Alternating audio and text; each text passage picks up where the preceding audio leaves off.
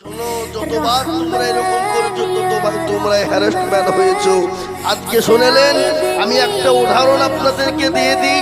এশায়ার যদি হয়েই যায়, হোক, আমরাও চাই, বলছেন আপনারা বলুন, হোক, যদি হয়ে যায়, বনগাঁ থেকে নিয়ে ত্রিপুরা পর্যন্ত 2200 বর্গ কিলোমিটার একজন হিন্দু ভাই ভারতের জমিনে থাকতে পারে না।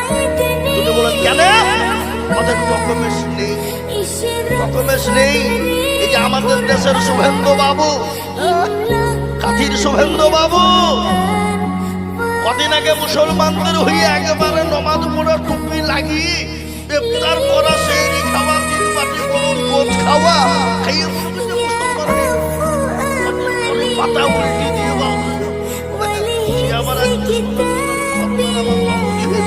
সনাতনীরাও বলেছে যদি ওই রকম